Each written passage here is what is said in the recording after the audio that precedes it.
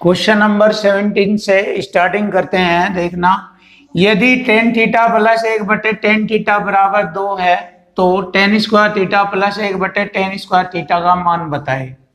तो देखिए, इसको बहुत इजी तरीके से कर सकते हैं। सबसे पहले हम यहाँ पर लिखेंगे, जैसे पुट द वैल्यू मेथड से इसको हम इजी तरीके से हल कर सकते हैं। थीटा बराबर यदि हम 45 डिग्री का कोण लेंगे तो यह आसानी से हल हो जाएगा। देखिए, सिद्ध कर लीजिए।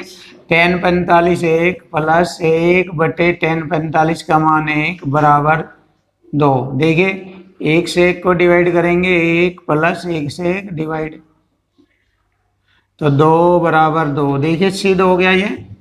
अब यहाँ पर भी यही वैल्यू पुट कर लेंगे। देख लीजिए, tan स्क्वायर थीटा यानी कि tan 45 का मान 1, 1 का वर्ग 1 प्लस 1/1 का वर्ग 1। तो इसको हल कर लेंगे, 2 आ जाता है। देख लीजिए, 1 और 1 2 2। तो हमारे क्वेश्चन का आंसर ऑप्शन सी है 2। आप इस मेथड से क्वेश्चन को हल कर सकते हैं, या इसका एक मेथड और है बहुत ही अच्छा, आप उससे भी इसको हल कर सकते हैं। देखना, ये सेकंड मेथड है इसका। यदि हम इसको अलजेब्रिक कंडीशन में देखते हैं तो एक कॉन्सेप्ट होता है x प्लस 1/x बराबर 2 हो, तो x की पावर कुछ भी आ जाए, जैसे यहाँ पर x square plus 1/x square, या एनीवन कुछ भी आ जाए, ये x की पावर 3 प्लस 1/x की पावर 3, तो इन सभी का मान भी 2 ही होगा। तो देख लीजिए, इस फॉर्म में है ये क्वेश्चन आपका।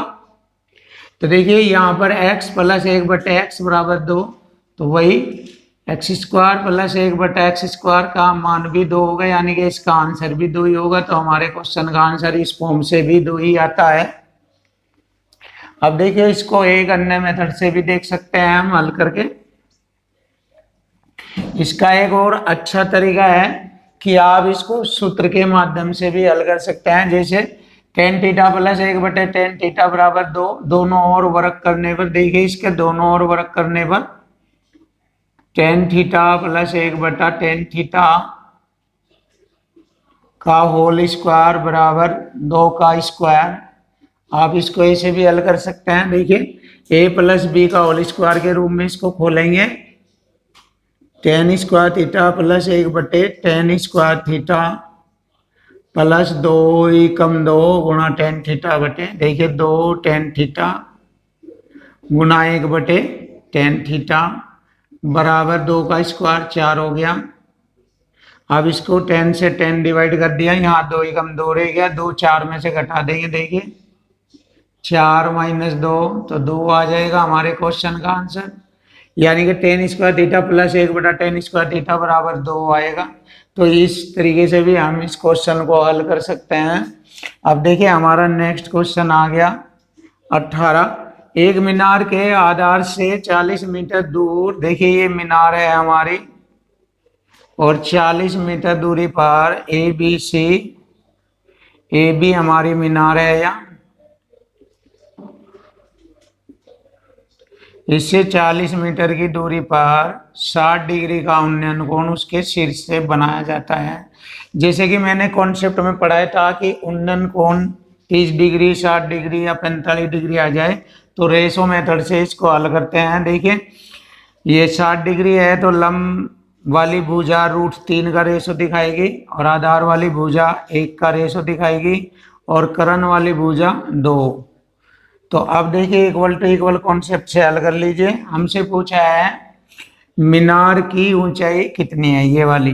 तो देखो, इक्वल टू इक्वल कॉन्सेप्ट से हल करेंगे। एक यूनिट के बराबर है 40 मीटर। देखिए, 1 बराबर 40 मीटर है यहाँ पर, तो 1 से काटेंगे 40, 40 की गुणा इसमें कर देंगे तो मीनार की ऊंचाई आ जाएगी 40 की गुणा यहाँ पर करेंगे 40 √3। या तो आपका आंसर इतना होगा, या फिर इसको √3 से ऊपर नीचे हम गुना करेंगे, इस तरह से भी इसका आंसर आ जाता है।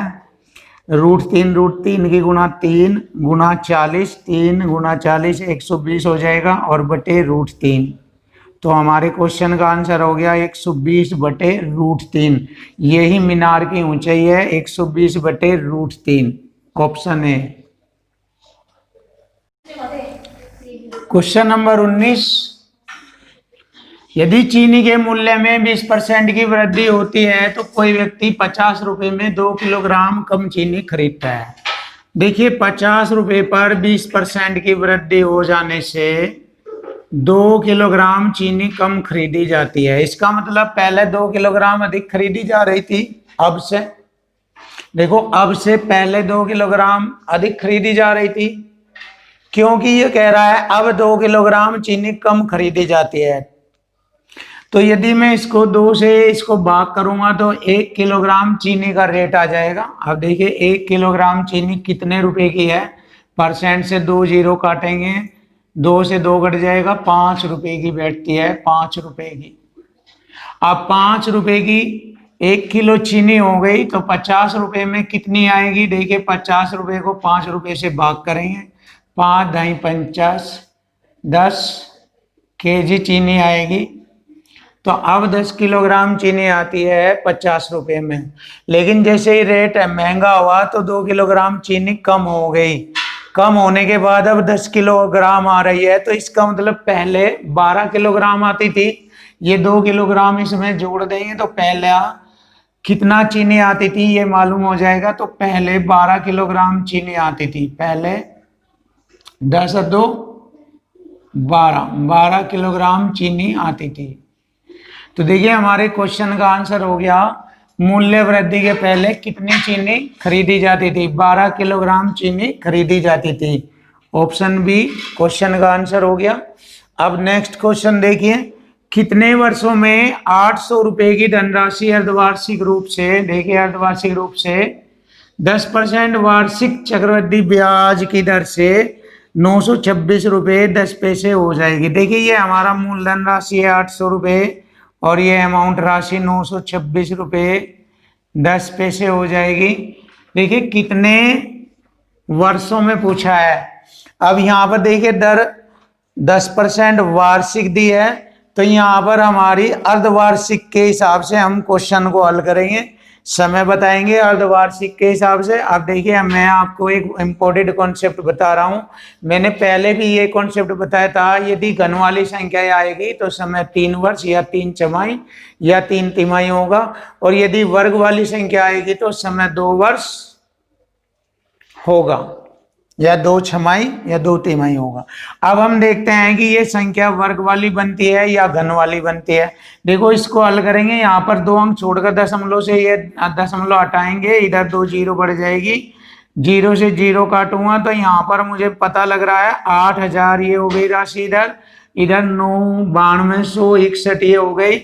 और जैसे कि आप सभी को पता है 8000 क्या होता है, 20 का घन होता है, 92 61 होता है 21 का घन।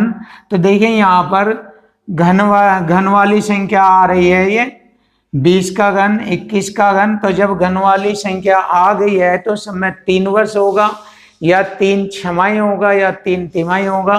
तो हमसे यहाँ अर्धवार्षिक के अकॉर्डिंग समय पूछा गया है, तो यहाँ हमारी 3 अर्धवार्षिक हो जाएगी, ये 3 अर्धवार्षिक। तो हमारा समय होगा 3 अर्धवार्षिक। अब इसको हम समय के रूप में, वर्ष के रूप में लिखेंगे। एक वर्ष में 2 अर्धवार्षिक होती है, तो देखिए 3 अर्धवार्षिक में हो गया 1.5 वर्ष। तो हमारे क्वेश्चन का आंसर हो गया 1.5 वर्ष। ऑप्शन डी हमारे क्वेश्चन का आंसर है 1.5 वर्ष। क्वेश्चन नंबर 21, 0.75 सेंटीमीटर त्रिज्या एवं 0.2 सेंटीमीटर मोटाई के कितने सिक्कों को पिघाला जाए। देखिए सिक्का एक तरह से बेलनाकार होता है, तो यहाँ पर बेलनाकार होने के कारण बेलन का आयतन बनता है, और यहाँ पर हम इक्वल टू इक्वल कॉन्सेप्ट से इसको हल करेंगे। तो बेलन का आयतन होता है पाई r स्क्वायर h,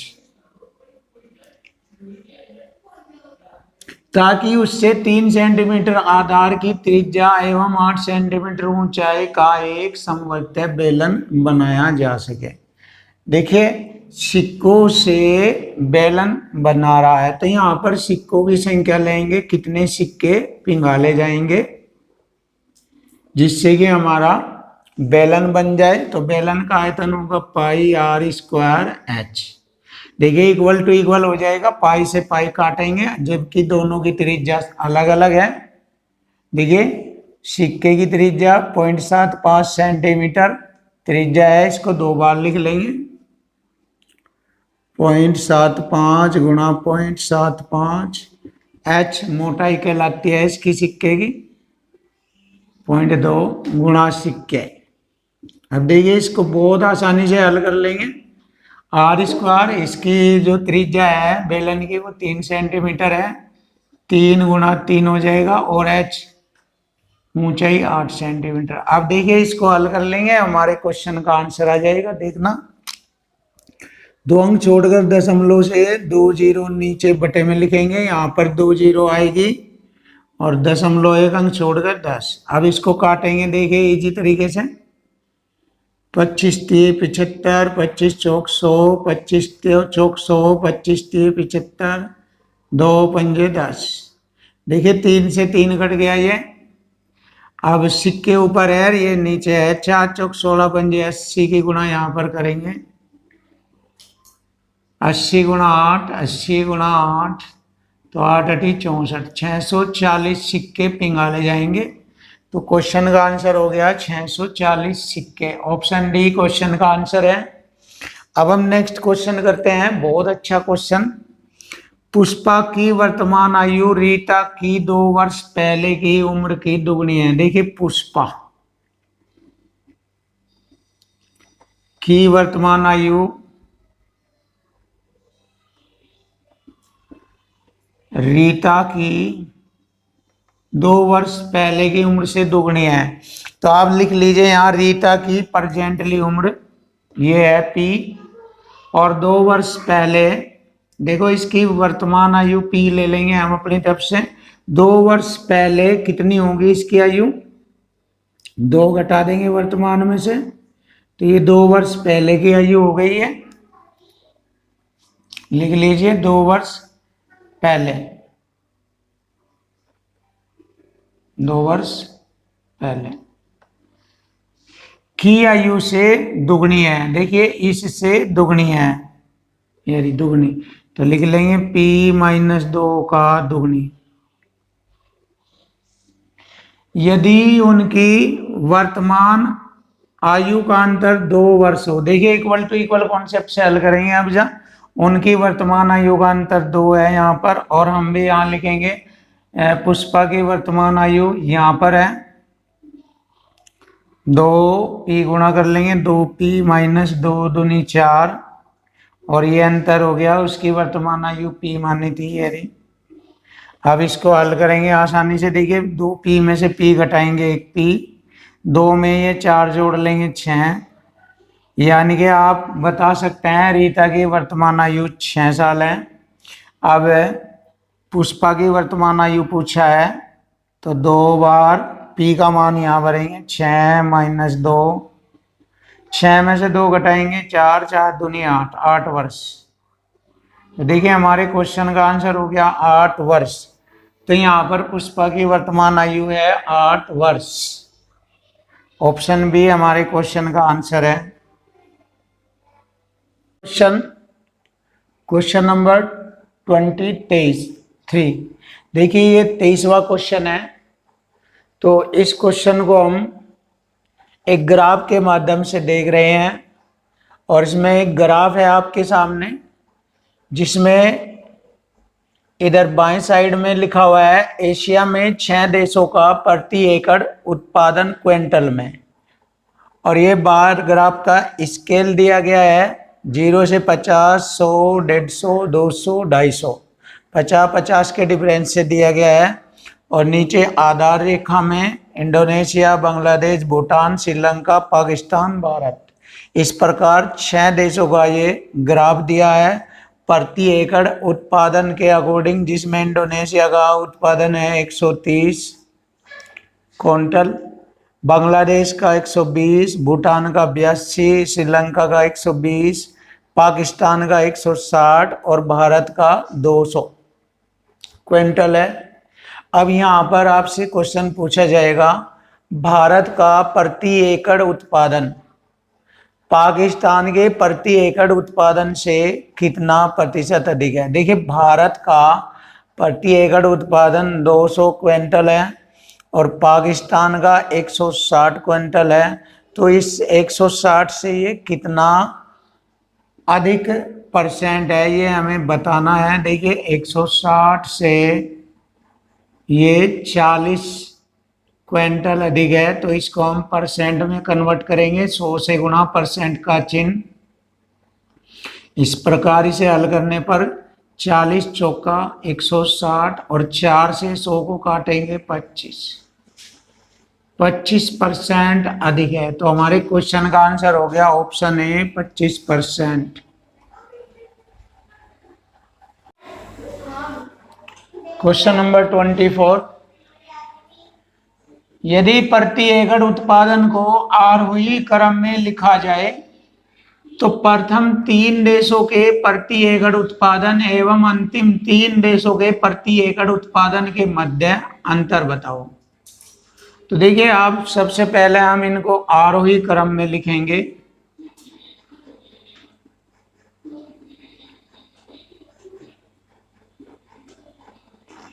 प्रथम 3 देशों का प्रति एकड़ उत्पादन आरोही क्रम में, सबसे छोटा है 82 क्विंटल, इसके बाद है 120 प्लस फिर 120। तो देखिए ये प्रथम 3 का हो गया, ये